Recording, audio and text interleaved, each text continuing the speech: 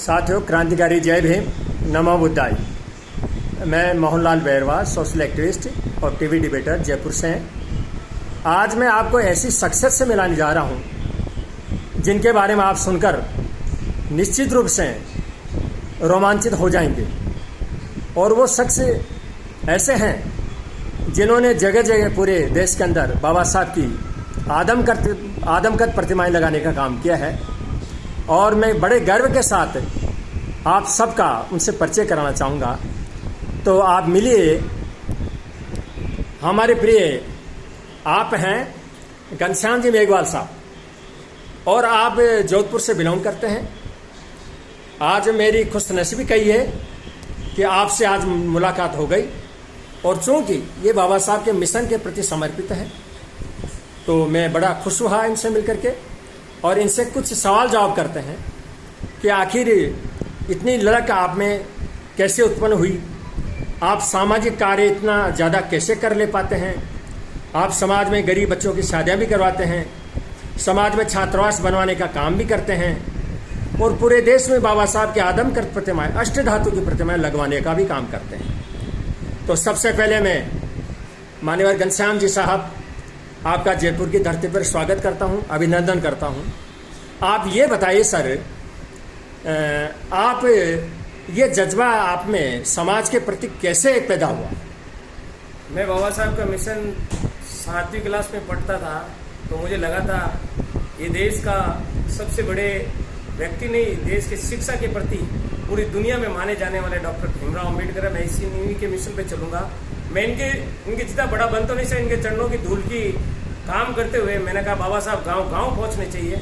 मेरा पहला मिशन था डॉक्टर अम्बेडकर जी की मूर्ति गांव गांव पहुंचेगी। जब मूर्ति पहुंचेगी तो मूर्ति को कोई भी कास्ट, कोई भी छत्तीसी कौम उसको देखेगा तो ये संदेश जाएगा कि ये व्यक्ति कौन थे, तो ये लगेगा कि देश के संविधान लिखने वाले डॉक्टर भीमराव अम्बेडकर है, जिनको दुनिया नहीं अमेरिका जैसी कंट्री भी उनको पूजा करती है और पूरी दुनिया मानती है कि शिक्षित के क्षेत्र में इन्होंने अपना नाम किया। उस समय किया जिस समय पूरी दुनिया के अंदर लोग हमसे छुआछूत करते थे, हमारे पास बैठने से घबराते थे, हमारी छाएं पढ़ने से घबराते थे।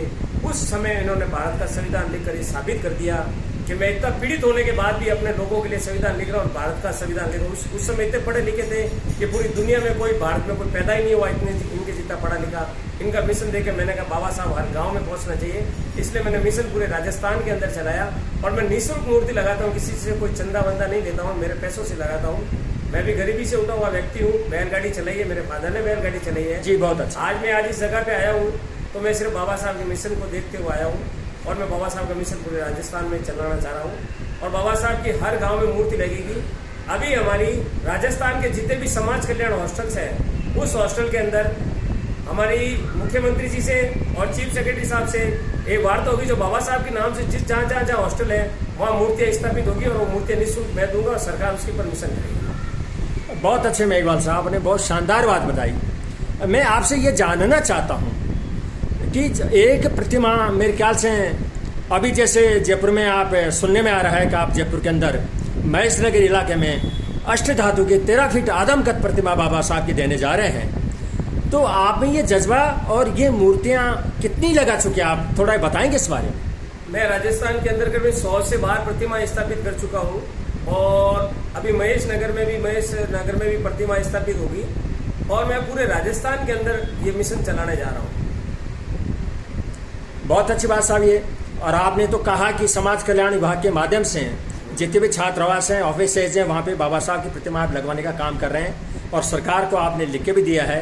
तो मैं एक चीज़ और से आपसे बहुत ये गहराई से जानना चाहता हूँ कि जोधपुर जैसी धरती में जहाँ ये पश्चिमी राजस्थान के अंदर माना जाता है कि वहाँ एजुकेशन का बहुत ग्राफ डाउन रहता है और उस धरती से आप निखर के जो बाहर आए हैं पूरे देश के अंदर, मैं समझता हूँ कि आप जैसा त्यागी पुरुष से जहाँ एक एक पैसा आपने बड़ी मेहनत से, बड़े पसीने से कमाया है और उस पैसे को आप समाज के कल्याण में लगा रहे हैं। तो ये जो आपके कहीं शिक्षा में है कि कहीं समाज से सीखा आपने कि कहीं संघर्ष से सीखा, ये बाबा साहब के साहित्य से सीखा आपने, थोड़ा इसमें बताएं। मैं ये संघर्ष बाबा साहब का जो जीवन पढ़ा था तो उसमें बाबा साहब का संघर्ष ही संघर्ष था। मैंने कहा संघर्ष में तो रहना, ये बाबा साहब का मिशन चलाना तो संघर्ष से ही पनपेगा। तो जिस आदमी ने जो संघर्ष से काम किया है उसी का इतिहास देश दोहराता है। गुलाम और गुलामी करने वाले लोगों का कोई इतिहास नहीं होता, चाहे वो कितने बड़े मंत्री बन जाए, चाहे संतरी बन जाए। काम उन्हीं का होता है जो जमीन से उठकर मिशन पर चलते हैं, और मैं बाबा साहब के मिशन पर चल रहा हूँ।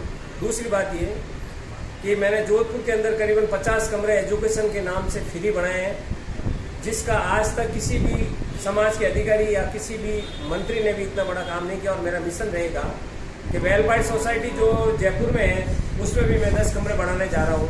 मैं चाहता हूँ 2 पैसा कमाऊँ, वो समाज में लगे और समाज का विकास हो, और समाज मरने के बाद भी अपन को याद करें, ऐसा मिशन लेके मैं चल रहा हूँ। आप क्या कहूँ, आपके अभिनंदन के लिए, आपके स्वागत के लिए, आपके विचारों के लिए। मैं समझता हूँ ज़िंदगी में शायद ऐसे इंसान से पहली बार मेरी मुलाकात हुई है, वरना तो बाबा साहब के नाम पे लोग इन कामों को धंधा बना लेते हैं, और आप अपने लाखों करोड़ों रुपया जो बाबा साहब की प्रतिमा पर आप लगा रहे हैं। बाबा साहब तथागत बुद्ध से मैं धम कामनाएं करूंगा कि आपको दिन दूनी रात चौगुनी नवाजे, आप खूब ख्याति को प्राप्त करें, सुख समृद्धि को प्राप्त करें। आज हमारे साथ मान्यवर नथी सिंह जी जसोरा साहब यह भी यहाँ मौजूद है, भाई पोखरमल जी बामणे साहब हैं, आप जोधपुर से एडवोकेट साहब हैं, बहुत प्यारे से बहुत अच्छी बातें करते हैं, बहुत ज्ञान की बातें करते हैं। युवा साथी, हाँ आप ही बोल दीजिए। जतन कुमार, युवा साथी देखिए बैठे हैं, और मैं तो गदगद हूँ। आज घनश्याम जी मेघवाल साहब से रूबरू मेरी मुलाकात हो पाई, और जल्दी ही जयपुर में जब भी कोई बड़े आयोजन होंगे तो मैं समझता हूँ अब घनश्याम जी मेघवाल साहब के बिना कोई जयपुर में बड़ा आयोजन होना संभव नहीं है। तो साथियों धन्यवाद, जय भीम, नमो बुद्धाय।